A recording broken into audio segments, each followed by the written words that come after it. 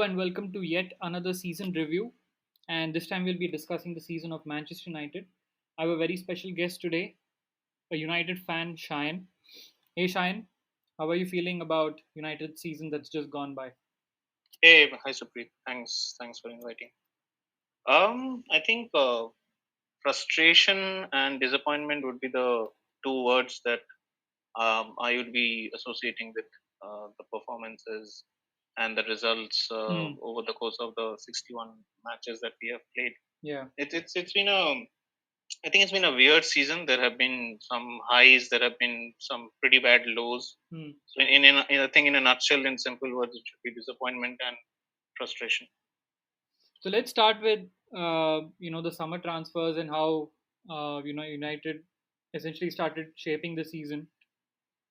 Three key transfers. One was Donny van de Beek from Ajax, Alex Telles, and Cavani. Did you think that these three transfers sufficed what the squad needed at that point in time? And how would you rate these three signings and their impact at Old Trafford? Right. I think, I mean, transfers obviously at Manchester United have been a little point of concern over the last few years. I think ever since Alex Ferguson left and we were under the, uh, you know, what should I say? Edward Bird took up the entire mantle of handling the transfers without Yeah. having a proper, technical director or someone who's absolutely going to be focused on looking into the transfers, as is with, other clubs in European football or Yeah. elsewhere. So I think, as with other season, this season also it started with a huge gung ho about Jadon Sancho, and we spent so much of, I think I remember the pre-season and even leading up to the season, Yeah. there Yeah. was so much of talk about Jadon Sancho and how he's going to improve the squad. One of those young British players who's coming up and all that, but. As with the case, we didn't have a specific plan, Hmm. and that transfer fell through Yeah. because of the there was no clear out message both from United towards Dortmund. Also, Dortmund were right to stick to their guns and not Hmm. sell him. So it was a callousness in terms of our recruitment style, the management.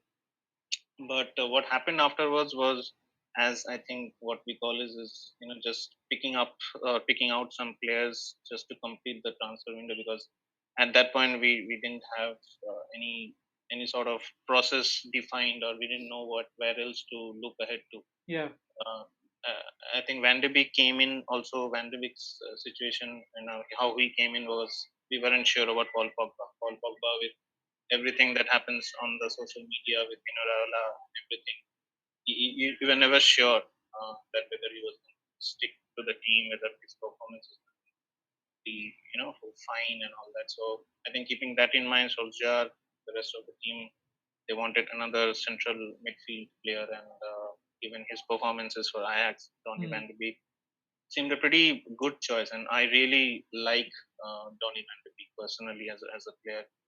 But then what happens, and this has happened in football a lot of times, when you come from one of these clubs in Europe who have a very different playing style, especially Ajax, who play very different ways compared to United, and then you come into a huge massive club like Manchester United. You already have someone like a Pogba in central midfield, and the team is almost set, and you have to make your mark through the team. It gets a little difficult, Yeah. especially the first season, and I think Hmm. we saw that with Van de Beek. He wasn't great, to be, I mean, very simply, he wasn't great. He didn't, and again, to his cause, I would say that he didn't get the minutes also under Solskjaer. He Hmm. didn't get the time to prove himself. Maybe the manager doesn't have that confidence. Managers always need confidence in putting up the first 11. So maybe he hasn't done that much to uh, extract that confidence from Solskjaer.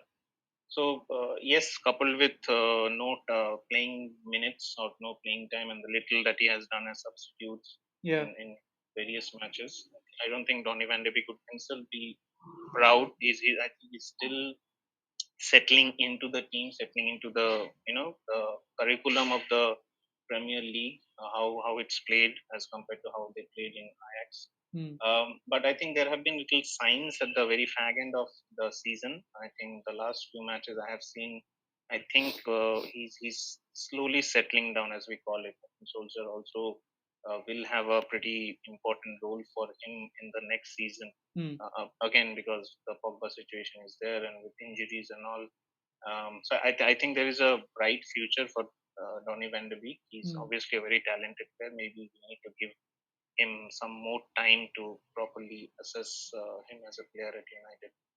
Um, I think the next one you mentioned was Alex Telles. Yeah. We obviously needed someone who would back up Luke Shaw. Luke Shaw, for me, he has been the player of the season for United. Hmm. I know everyone keeps talking about Bruno Fernandes, Rashfords, and all, but Luke Shaw has been phenomenal for that left Yeah. back. True. Yeah. But I think what we lacked was a proper left back who would run up and down the pitch like Luke Shaw does. Luke Shaw is pretty versatile in that sense. He can go up the pitch, he can pull in those crosses, and he can come back and defend also at the same time. And I think Brandon Williams and all, he was being touted uh, as one of the young guns coming up, but then he has also faltered a bit, Hmm. who could play on both the sides. But I think he faltered. There was a transfer speculation of him going to Southampton, so that hasn't panned out too well. So that led to, I think, the management again thinking of someone who's going to support Luke Shaw, because obviously you can't play a single player across 60 odd games in a season.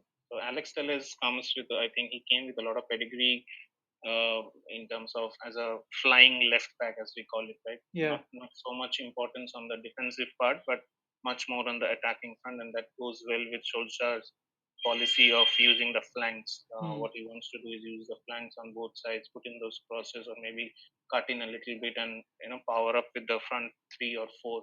So Alex Telles was a, I think, pretty interesting choice. I remember watching a couple of his videos before he was recruited, and he was one of the, I think, team members who took most of the penalties for his team before he came to United. So Yeah. that was at that point, I remember, I think Bruno had missed one, and there was this talk as whether Alex Telles would be the one taking penalties for United. Hmm. So he's whatever little I've seen, he's a pretty nice player. I really love the way he swings the ball with his left foot. He has obviously, as I said, an attack-minded left back, but I don't think, again, same with Van de Beek, he's got that many opportunities, and the reason behind obviously is the form of Luke Shaw. He has played majorly in the European, matches, Champions League, and then in the Europa League. He's good. I think he's been good. Whatever little chances he's got, he's proved himself pretty much. I think Solskjaer has had a nice confidence instilled within him that yes, if anything goes wrong with Luksha, I can fall back on Alex Telles. Maybe the Hmm. defensive aspect of his game needs to be a little bulked up, Yeah. but he's I think, as we can call it, he's a modern day left back like the likes of Ben Chilwell and all. Hmm. Love to go ahead and assist the attacking bit of the team rather than the defense. So so that was, I think, he's 29, 28 or 29, so he has his, I think, next 2 3 prime seasons with us unless there is a transfer request, which I don't think will happen. I Hmm. think we will have a good substitute. He's not going to be obviously the first choice. Luke Shaw will be the one, but he's going to be a very capable and adaptive left back for United in the days to come. Hmm.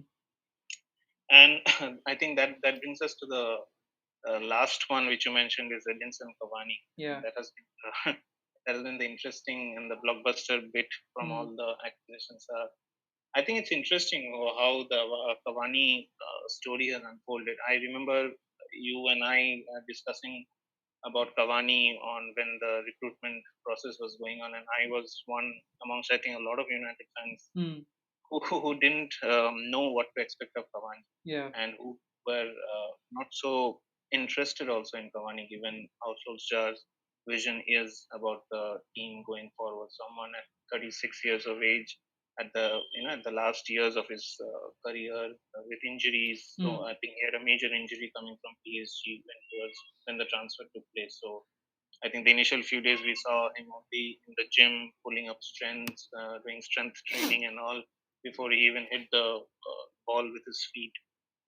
So there was a lot of apprehension as to what he would bring to the table, given we already had Martial, Rashford, Bruno scoring, sort of the major bulk of the goals for United. Then we had Greenwood coming up through the ranks.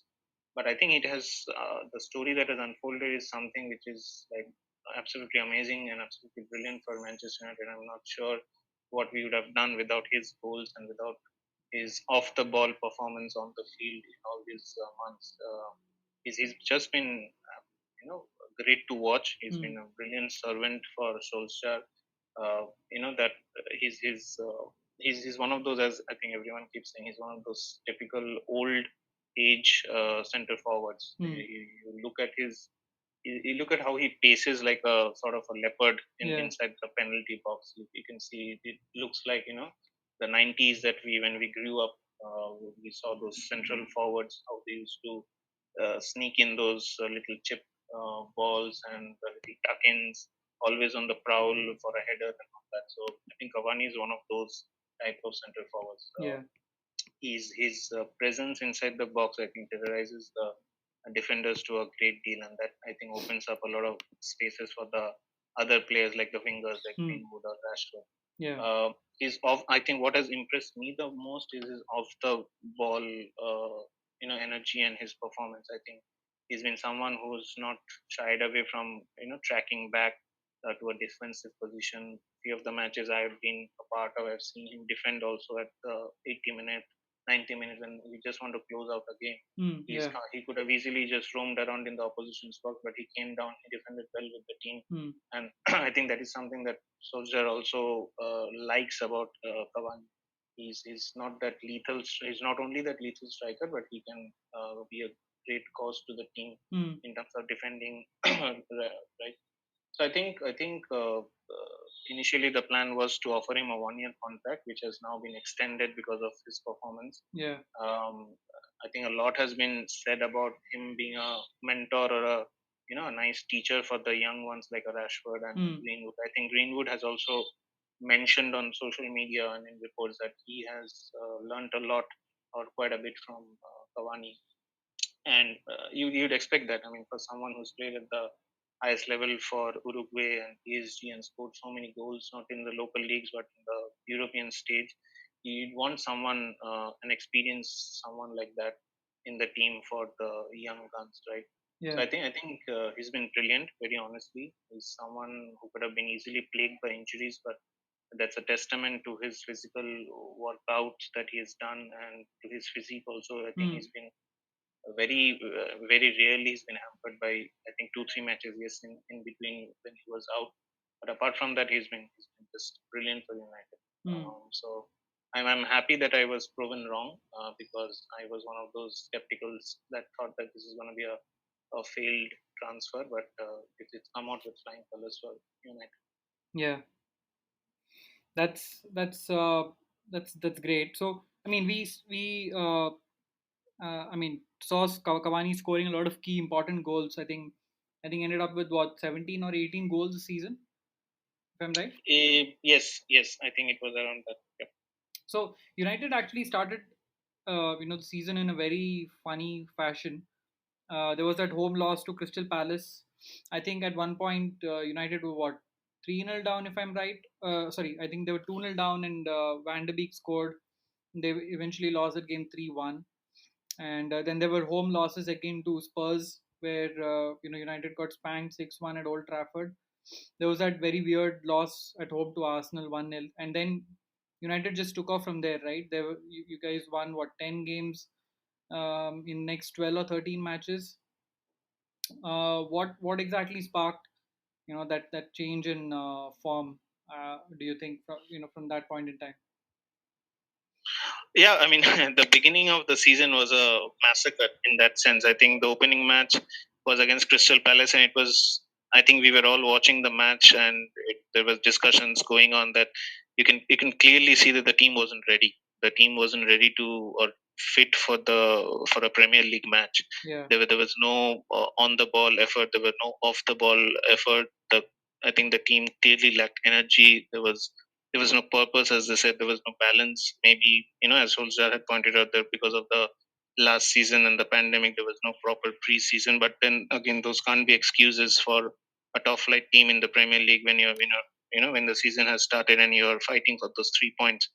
And that things just got worse at Old Trafford. I think no one could have imagined having been leading 1-0 after, I think, what, 12. I think we got a penalty at Old Trafford against Spurs, and the start seemed to be brilliant, but then we just lost it. I think we just lost it, and 6-1 thrashing, as Yeah. I think you had mentioned, and everyone keeps on mentioning it. I think that was the lowest point in the season, and the season hadn't even started. 1-6 drabbing at the hands of your rivals, and Mourinho basking in glory from his dugout. So yeah, that was, I think, a low point when, I think, I remember Maguire and everyone talking to the reporters, and they said that we can only go ahead from this. There's no going down because we have already hit the wall. Yeah.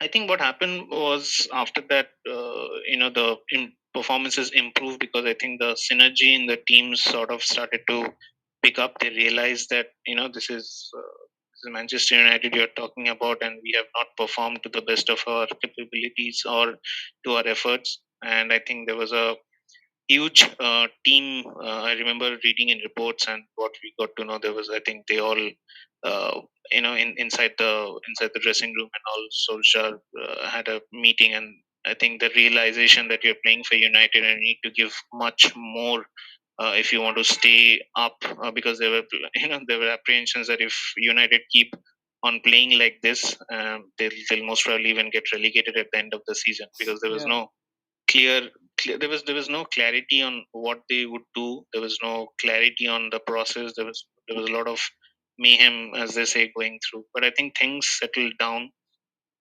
Solskjaer also, I think, got his team selection to a certain extent, right? He started going ahead with that double, defensive screening in front of that defensive back four that we have. That's where Fred and McTominay slowly started to grab eyeballs in terms of their performances. They have been, I think they have been pretty solid, although they have faltered, and there is a need for reinforcements. But I think the performances that both of them have put in, and the improvements that both of them have done over the course of the season, have been pretty noteworthy. So I think that back four has always been the issue for United over the last few seasons, even though they have spent so much of money Yeah. on Maguire, Bailly, and all these people.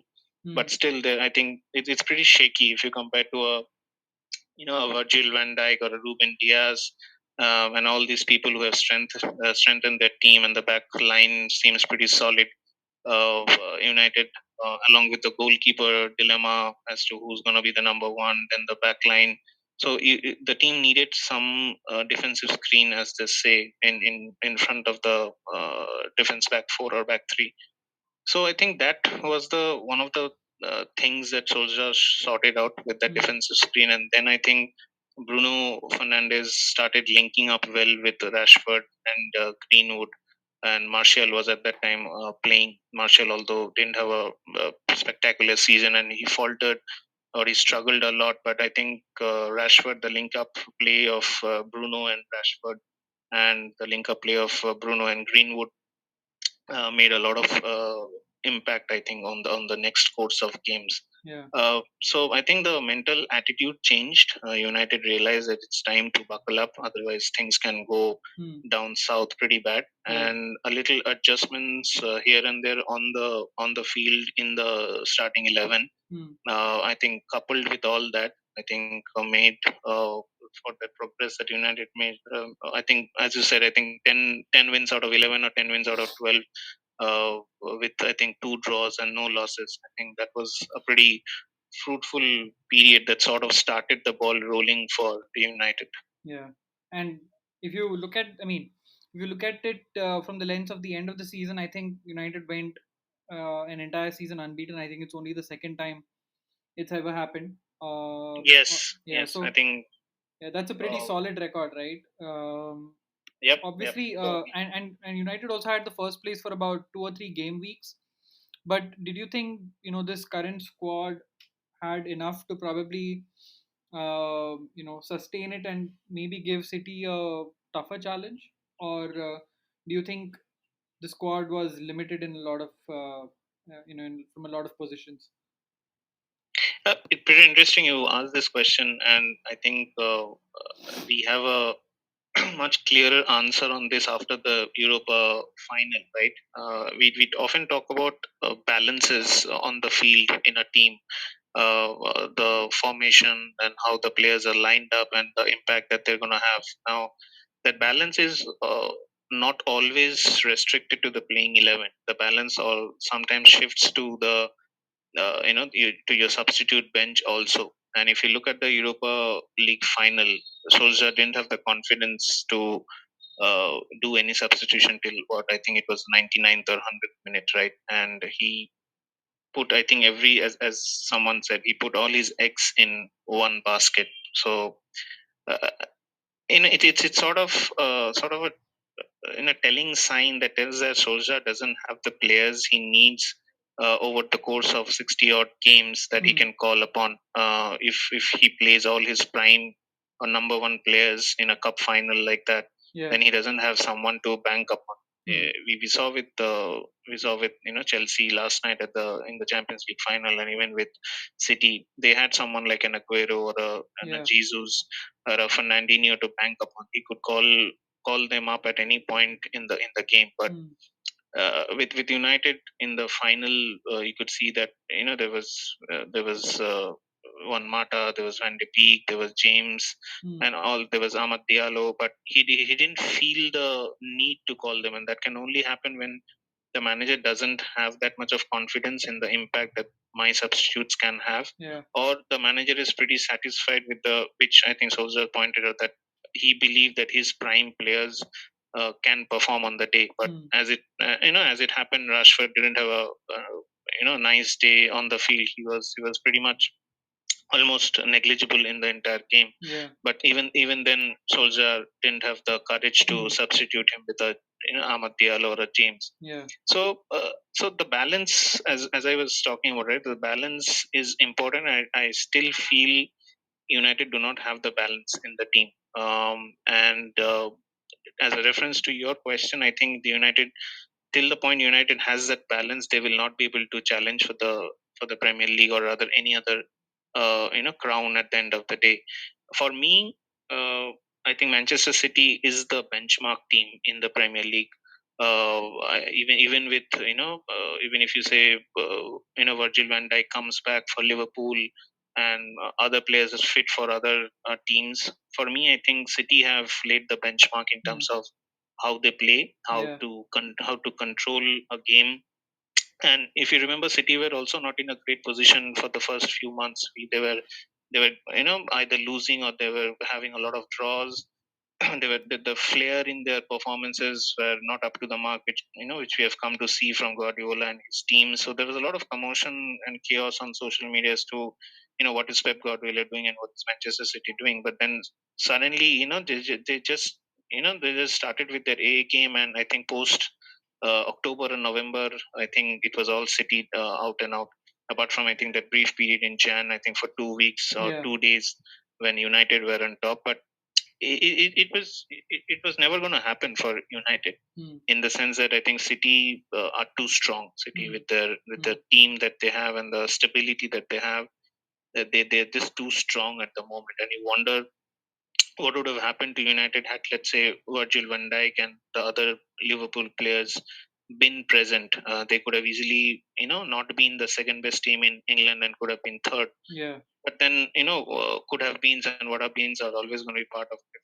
Let's not Mm. focus on that. But I think the important bit about United right now is they have to find that stability in the bench, on the bench, and even with the playing 11. I think they'll need some obviously some reinforcements in the summer transfer window. Mm. They'll have to look into the defense line, their back four, and they'll have to look into something of a central midfield, Yeah. because I think that those are the two areas which I feel United need a lot of support. Yeah. We have always associated United with a strong midfield from Roy Keane to Paul Scholes and all Hmm. these guys over the course of time, right?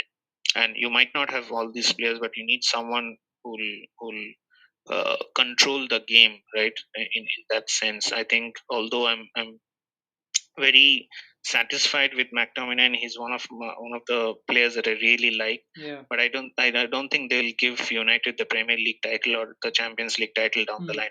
A combination of Fred and McTominay can get you to a third place or a second place in the league, but Hmm.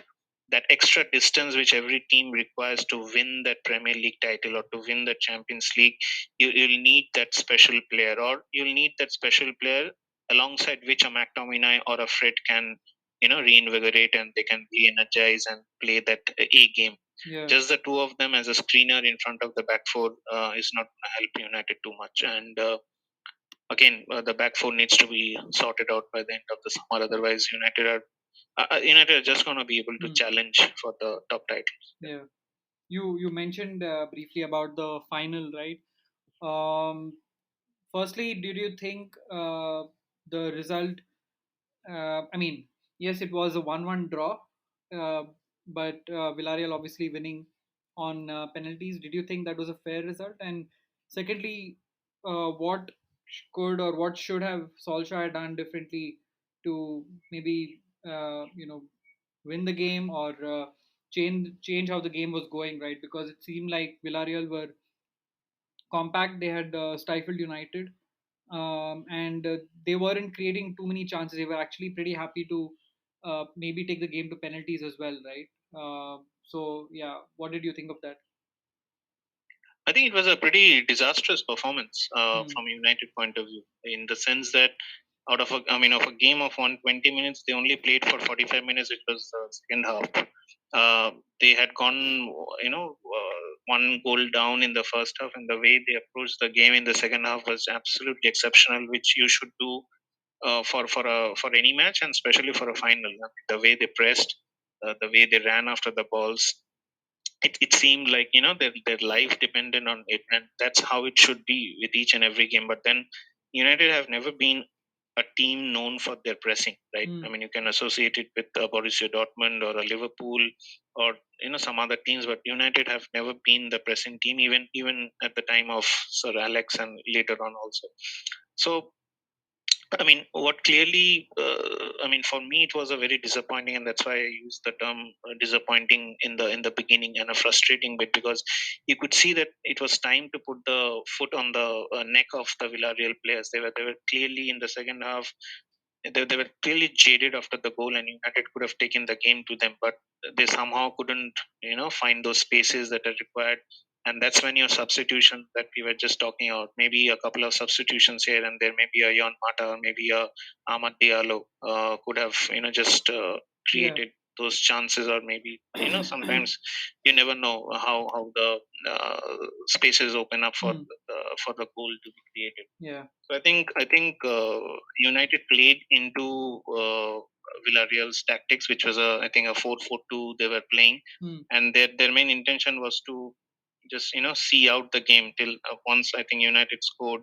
It was pretty evident that, because I could see that they were then the entire 30 minutes United were just absolutely off. They didn't know what to do. There was a clear lack of vision again. They didn't want to press through. They also wanted to wait for the penalties, and I'm not sure why they did that, because you never know what can happen in a penalty, right? So so it was a pretty disappointing performance. This was United's, I would say, one of the best chances to lift European trophy. Hmm. But I mean, it came down to, I think, 2-3 points for the final, and it could have been a very different game in terms of the results. I think the entirety of the season, United played with the back four and then a screener of two people, McTominay and Fred, and they were pretty tight in that sense. And then suddenly you see Solskjaer playing with Pogba and McTominay. Now Fred was obviously injured that he couldn't start the match, but then what happened by bringing Pogba, or asking Pogba to be the central midfielder, which in a role that he hasn't excelled at, right? So Pogba was nicely linking up with Bruno, and in a match where you want goals and you want your best players to perform. I think that was a tactical mistake that Solskjaer did. Maybe he could have started with an Nemanja Matic and McTominay, and he could have seen what could have happened. So Pogba, we know he loves to play on that front line on the left hand side. So bringing Pogba back to the central midfield position was, I think, not the right call, especially given it was the cup final and there was a certain structure to how United had played the entire season.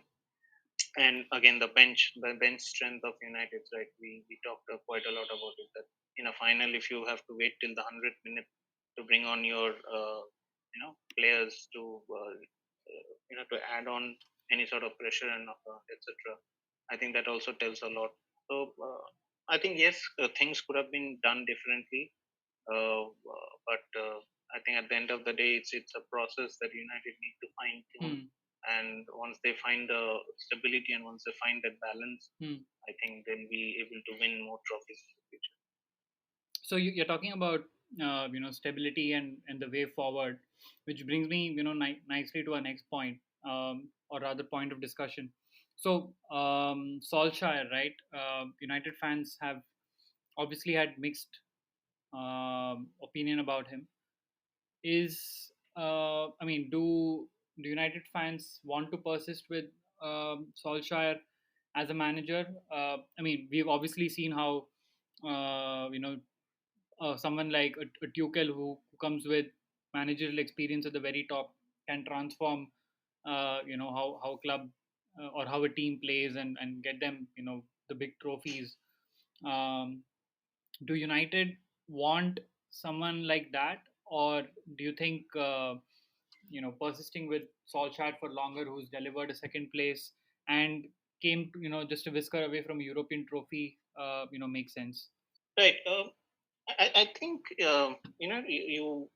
I mean, we have been very honestly been a little bit too critical about Solskjaer. I know he doesn't have the the pedigree of a Mourinho or a Tuchel or a Antonio Conte and all these, the big ones in sort of in terms of the managers in European football. But then I think United weren't also looking at someone like that after the Mourinho fiasco and what went down at United, and especially looking at what has happened since Alex Ferguson retired in 2012, 2013, right?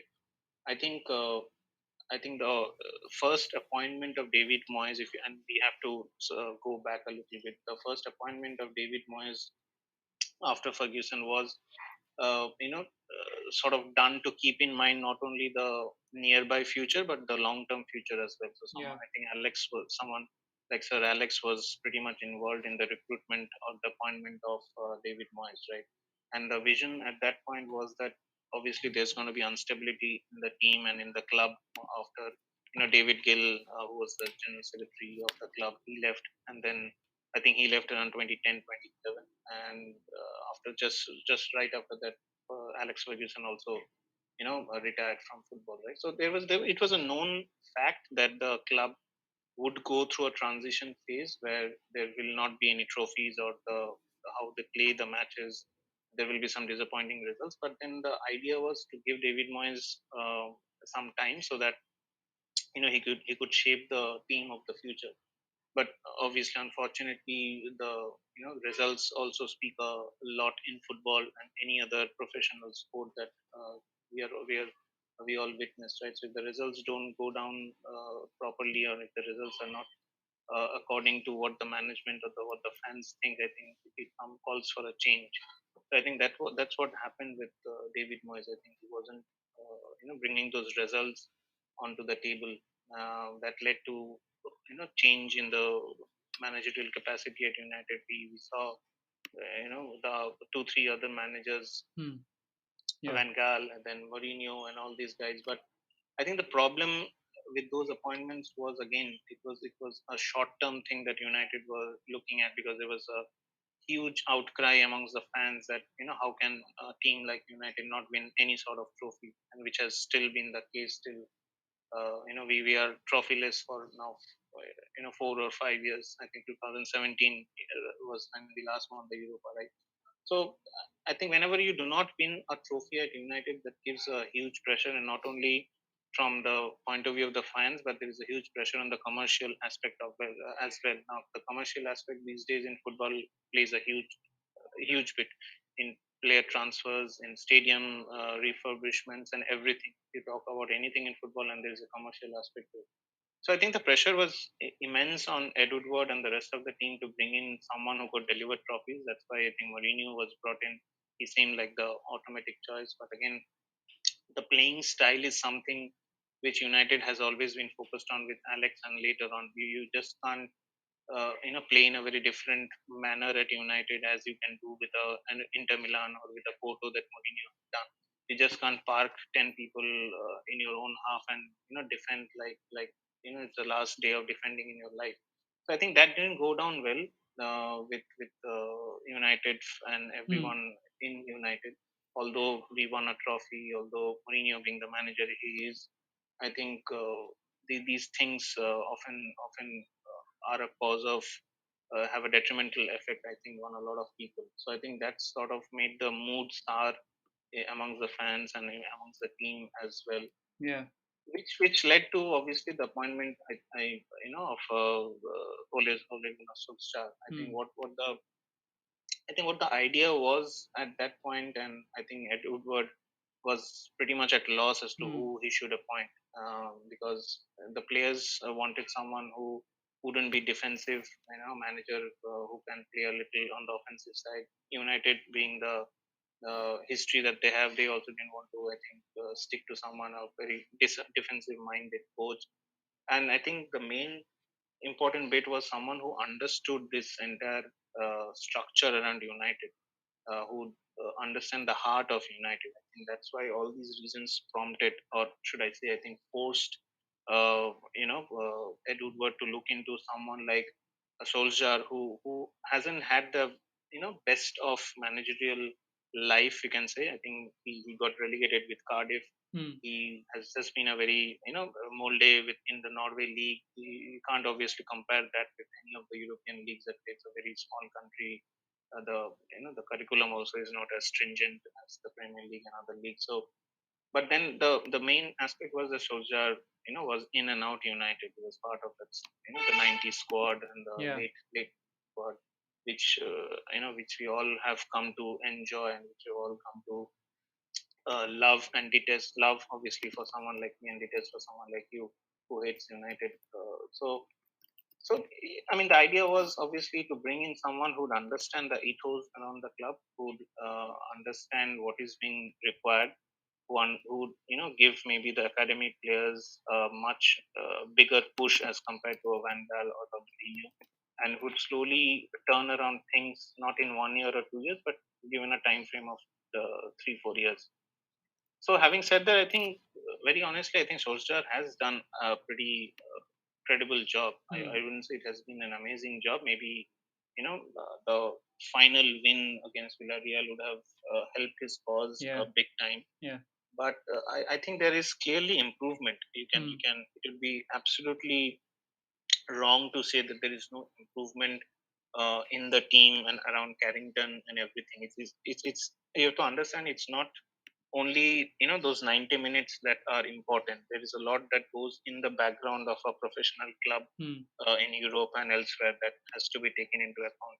I think there was a sour mood or very tensed mood when Mourinho was there, even when Van Gaal was there, because I remember talking to certain other supporters and reading articles like this, where they mentioned that the mood inside Carrington was almost in like a tense finale every day with Yeah. Van Gaal and Mourinho. Yeah. There was no joke. There was no sort of happy moments. It was very intense. Now players do not always like to be that intense when you are either dining with your friends or you're in the training room, in the gym or something. So I think Mourinho specifically, I think, wanted so much from his players that it went a bit strenuous, I think, which I think has changed under Solskjaer. Solskjaer has this happy, nice vibe to him. He's a little casual. He I think chirps around with his players. He's demanding when the time comes, but I think he has that a casual bit also, which players like Pogba and etc. Bruno. Yeah. they like. Yeah. So that has changed a big deal at the background. I think the other staff have also felt a lot more comfortable being as the backroom staff to Solskjaer as compared to a Mourinho and a Van Gaal. So things have, the mood inside Carrington and the mood inside United backroom staff has improved, which has to an extent sort of translated onto the field as well. You can Hmm. see someone like a Pogba who was, not so happy or sort of disgruntled from time to time with Mourinho. He's at a much happier place, and that has translated to some of his performances in the league. He hasn't been breathtaking as he should be and what he should do, but there has been an improvement, and so has been with a lot of other players. Yeah. So there's obviously improvement, but then I think Soldier also needs to, in retrospect, he needs to see what more can he do in terms of the managerial, pedigree. Maybe he'll learn from a Tuchel, maybe he'll learn from a, Pep Guardiola and Yeah. a Klopp, because obviously the learning has to be there. You can't be a great manager unless you observe and learn from these great managers in the Hmm. Premier League. And thankfully he's managing in a league where you have sort of, the best players of the world and the best managers also, according to me. So I think another year is my bet that United will definitely. I think there are already talks of contract negotiation between United and Solskjaer, but I think 2021 2022 would be a nice, parameter season for Solskjaer and United. If I think Solskjaer doesn't get to deliver in terms of trophies or something else in this upcoming season, Hmm. then United might want to think about someone else. But I think for the near future, United are very happy with Solskjaer, and so are the players also with the manager. Yeah. Yeah. So you touched upon a lot of important points there. Do you think? I mean, Solskjaer has a full support of the Glazers and Ed Woodward, and obviously with the Europa Super League announcement. Sorry, the European Super League announcement and all of that, all of everything that transpired after that, the protests, the fans coming onto the pitch before the game against Liverpool. What are your thoughts on the Glazers and Ed Woodward, leading the club? Obviously, United fans aren't very happy with that with the situation. But do you see that changing anytime in the future? And even if it does not change, how do you think this entire managerial situation is going to transpire at Old Trafford? I think a couple of interesting things are going to happen this in the near future. One is, I think, 4th of June. There is a meeting of the Glazers with the Supporters Trust Club, which manages Manchester United Supporters Club. I think that is one critical meeting where I think the Glazers will have promised that after the fiasco that has happened, and especially after the European Super League, as you mentioned, and United being an integral part of it, and then backing out and all the outrage over that, and there's the typical outcry from the players that the United board or the Glazers do not, mingle with the fans as a lot of other presidents or other board members do. So I think 4th June is something that a lot of supporters are looking forward to, and what comes out of the Glazers' mouth in terms of the way forward. Uh, I think the other bit is Solskjaer has the backing of the board. Very honestly, till I think Ed Woodward, he's as we know, he's going to step down by the end of 2021. And having said that, there's already been few changes in the backroom stuff, right? Darren Fletcher has come in. There has been a new director of operations. So the rules are being, changing a little bit at the back end, as we call it, and things are going to be, I think, much more interesting down the line. We'll obviously wait for a new CEO, and depending on that, we'll see how things are moving forward. But in terms of the backing, as you said, I think Glazers have always been uh, pretty much behind all the managers that we have appointed. I think they do not mingle so much into all these affairs, but they have always been supportive even of Van Gaal or Bruno. Solskjaer having said, the kind of vision that has been bestowed upon him for the near future, I don't think they will tinker with him unless results start, dropping we start performing very drastically in the next few months or so. Regarding I think the league, that obviously that was something that I am ashamed of, and I Hmm. think a lot of other supporters will be on the same page as me. Yeah. And I think Solskjaer has also pointed this out, both in terms of the United being part of the league and the fans protest that you were talking about. I think he clearly mentioned in one of his press conferences that he, on one hand, when he doesn't see violence, as a sort of protest, but then protests are a fundamental part of how fans are and what they are, and fans obviously are an integral part of football and any other team, so especially a massive one like United.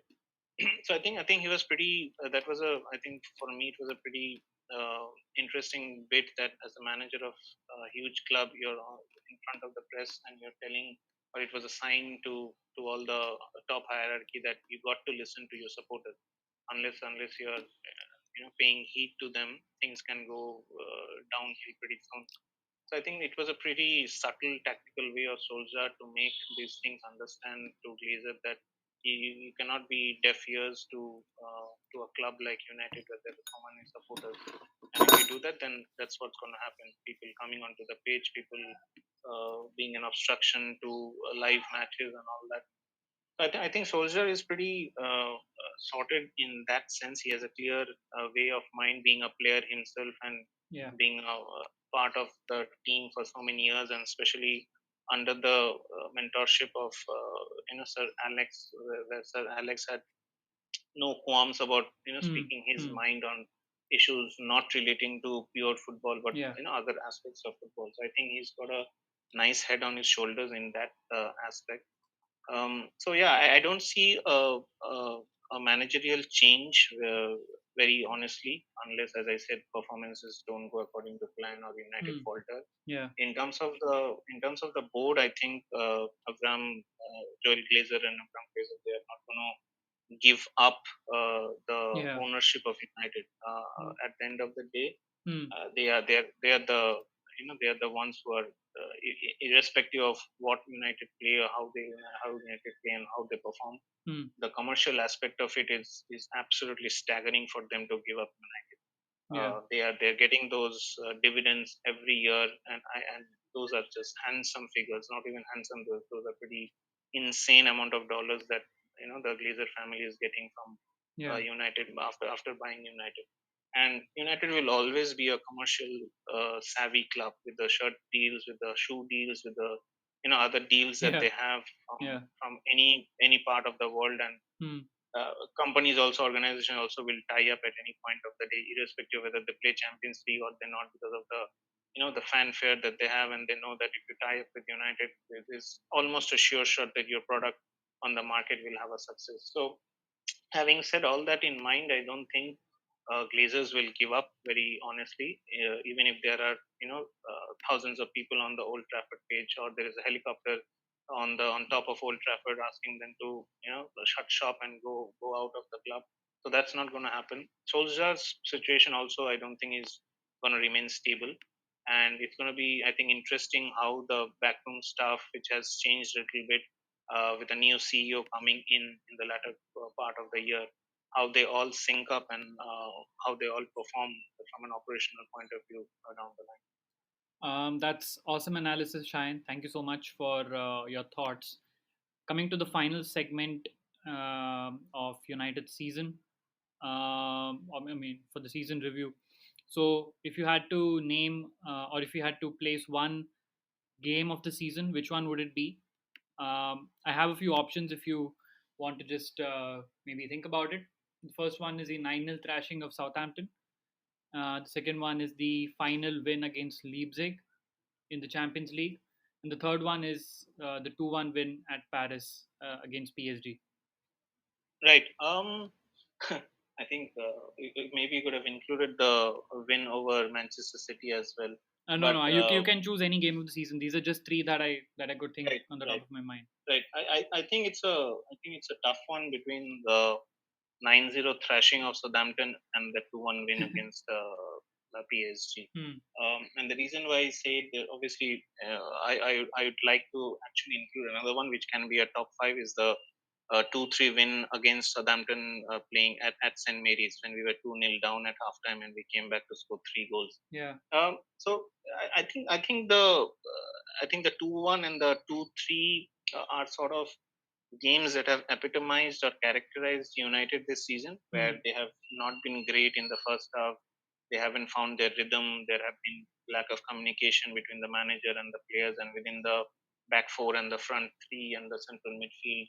But they have somehow, due to the the halftime pep talk or something, they have realized and they have come back Yeah. in the second half and scored. So that's typically the mentality that we have come to see with United, that I will falter in the first half, but somehow I will regain my strength, either the mental strength or the football technical acumen, and I will just do whatever it takes to win games. So these two have been, I have chosen these two because they sort of characterize how United have been in the 2020-21 season. The 901, I think, is one of those fairy tale games in football that we talk about, where everything comes, Hmm.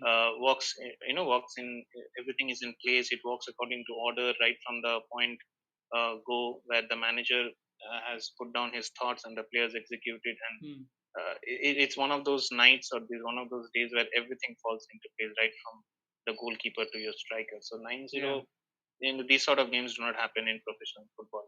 They can happen in the lower leagues or Yeah. the Sunday leagues, but in a professional, especially in a Premier League, which is one of the toughest leagues in world football, and that too is something, a very a pretty decent team, I would say. Southampton, they're Hmm. not someone who can you can just walk over at any random day. Yeah. They are some good players. They're a team, pretty much structured. So against someone, winning 9-0 is, I would say, was a pretty big achievement. Hmm. It was satisfying. I wouldn't say pretty big, but I think it would be a satisfying achievement from what you would want from your players, and the kind of performance that you want in terms of the passing, in terms of the interaction and the understanding, which obviously results in goals. Yeah. So I think it's very tough, but I think my pick would be the 901 against Southampton. Hmm. Okay, so if you had to name one player of the season, who would it be? I think the two contenders would be Luke Shaw and Bruno Fernandes. I think Luke Shaw. Hmm. Bruno obviously has had a you know mad impact since he came onto this scene back in Jan of Hmm. 2020. We were crying out for someone like him. I think for a pretty long time. Yeah. I think United needed someone like him. But if you see from a transformational point of view, a player who has improved, Bruno, he just kept scoring goals and providing assists since he hit the ball in 2020, right? Yeah. And he's not sort of, his form hasn't dipped that much. Obviously, there have been. I mean, I think if you want to critique him, then he hasn't been that great against the top six in the Premier League, and also there have been games when he hasn't turned up. But you don't judge a player against the top six or against one or two games. You judge a player against an entire season, right? So if you come to Yeah. that, then Bruno Fernandes has been pretty exceptional again. Hmm. But then, as I was saying, right, you look at the growth of a player or the transformation of a Hmm. player. I think from that aspect, I think Luke Shaw has been absolutely fantastic. I think Hmm.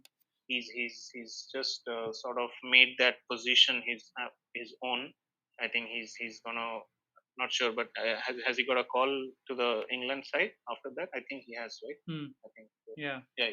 So I think Gareth Southgate also realizes what Luke Shaw has done at United, and I think it's absolutely phenomenal. It's a testament to his own courage after the fallout with Mourinho, and how Solskjaer has backed him. And once you back a player with a great potential, the results of it. Luke Shaw is a testament to that. Hmm.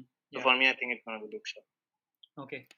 And last question: if you had to rate United season out of 10, what would you rate them? I think it's going to be a six. Hmm. Very honestly, Hmm. and for me, it has always been not the trophies at the end of the season. Trophies, obviously, are the sort of the benchmark, or how you evaluate teams in professional football. But I think the process needs to be set first, and then if the process is correct, your end result, which is the trophies, are going to follow. Yeah. From a process perspective, I think United still have a long way to go. We discussed a little bit on the final, and how the final could have been very different. Right? There have Yeah. been the 11 draws which we have had in the Hmm. Premier League season. That could, I mean, there have been a lot of situations where we could have turned that around. Yeah. Had those 11 been reduced to a 5 or 6, who knows? We could have been very close to City, or we most probably could have even challenged them for Hmm. the title. Yeah. So I think had we won even the Europa League, had we won it, I wouldn't have gone beyond 7.5. Hmm. It's the process, and it's how we play the game on the field, and the attitude of the players, which has to change right from the back four to the front. Yeah. So I mean, taking that both these into account, I would say it's a hard 6 Hmm. for this season. But I want to see that obviously improve. It's not going to happen. It's not going to happen. It's not going to jump to a 9 next season. But I hope we reach an 8, 8.5. Hmm. So yeah, that's it. Awesome. Thank you so much for your time, Shayan. Always great talking to you. Hope to catch you Thank you, soon Supreet. during the Euros and obviously next season. Thank you so much, Supreet. Looking forward to it. Okay. Thank you.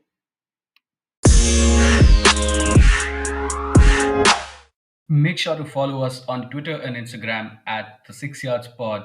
Stay safe and have an awesome weekend.